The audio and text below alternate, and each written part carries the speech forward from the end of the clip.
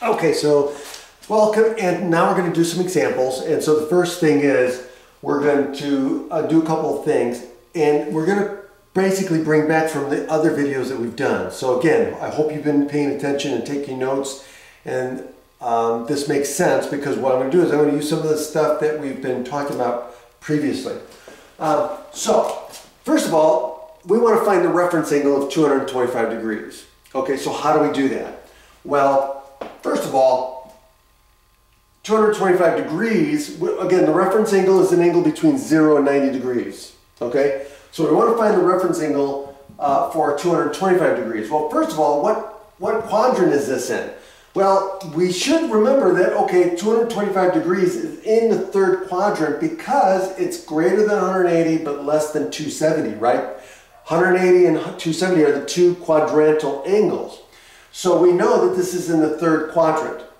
Okay, so now, so it's in the third quadrant, so what do? We take this angle and we subtract what? So this, again, goes back to the previous videos. We subtract 180, right? So it's in degrees, so we want to subtract off 180 degrees. Okay? And if we subtract off 180 degrees, this gives us 45 degrees. Okay? Now, 45 degrees is our reference angle. Okay. So that means that this is what we're going to use as our reference angle. Now, the next example, let's take this one step further. Now it says, so for this example it says, using your reference angle, find the exact value of the cosine of 150 and sine of 150. So in this example, we want to find sine and cosine of 150 degrees.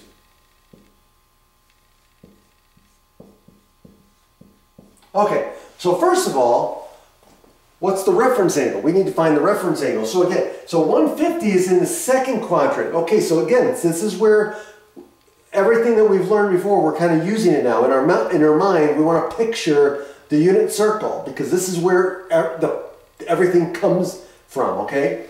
So first of all, I know this is in the second quadrant. It's between 90 and 180. So how do I get the reference angle? Again, visualize where the rectangle is, right? So that means it's less than 180. So to find the reference angle, I need to take 180 and subtract off 150.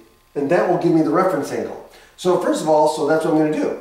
So 150, I'm going to subtract that from 180, and that gives me a reference angle of 30 degrees. Okay, so now what does this tell me? It tells me that the sine of 150 is going to be the same, the sine and cosine of 150 is going to be the same as the sine and cosine of 30 degrees, except for the sine. The sine may change. Okay, so let's do that. So now we know, so let's find sine of 30. Okay, then we'll deal with the sine. We'll find the sine and cosine of 30 degrees, and then we'll deal with the sine of the value. Okay, well again, sine of 30 degrees, again, this is one of those special triangles.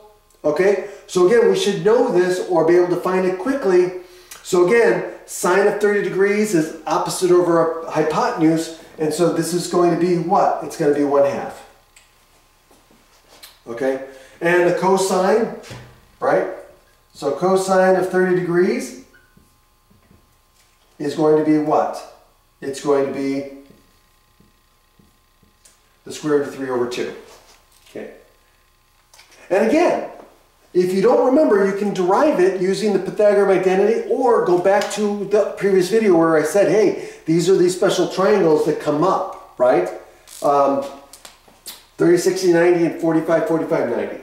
So now, now we got to look at the signs of these, okay? Now let's goes back to the second quadrant. So again, this is equal to y, this is equal to x, okay? So again, think about the first quadrant. This is in the first quadrant, Okay, this is calculated from the first quadrant. So, but we're in the second quadrant. So in the second quadrant, y is the same, but x is the opposite. So it's negative. So x is negative in the second quadrant.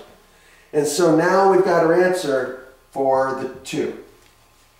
And we're done. Now, part B says, okay, well, gives us another example. It says, find the reference angle for 5 pi over 4. Okay, well, 5 pi over 4 is just dealing with radians, so let's do that one. So 5 pi over 4, so we want the sine 5 pi over 4, and we want cosine of 5 pi over 4. Okay, so now, again, we want the reference angle.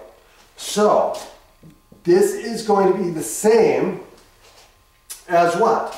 Well, we know this is what? What quadrant is this in? Aha. So, this is 5 pi over 4. Okay?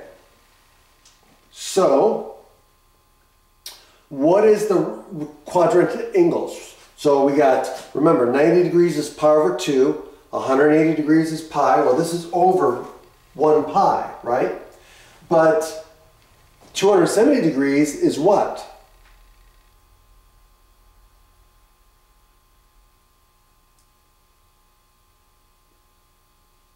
Well,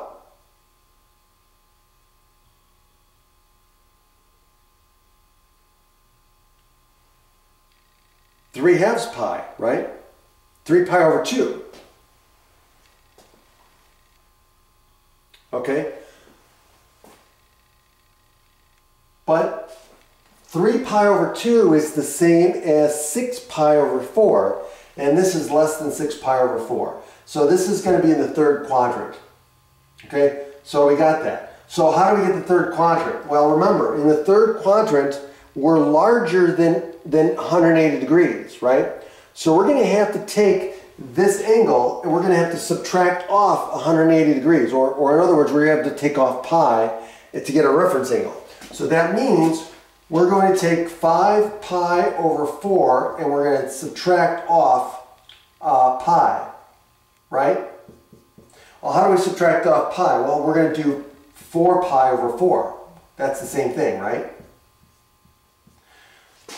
And so if we subtract off 1 pi, then what do we get? We get pi over 4.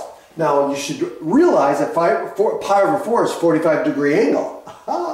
So this is the same as sine of pi over 4, which is the same, which is 45 degrees, right? Equivalent to 45 degrees. And this is cosine of pi over 4. Now, the sine and cosine of 45-degree angles are both the same. It's the square root of 2 over 2, right? Again, I just know that. Okay, you can figure it out, you can derive it, but again, these are the ones that keep coming up over and over again. It behooves you to memorize these. Now, since it's in the third, now remember, these are reference angles, so again, they're going to be the same except for sine. Well, in the third quadrant, x and y, remember this is y and this is x. So that means in the third quadrant, x and y are both negative. So guess what? These are both negative and we are done. That's it. It's that easy. Have a great day.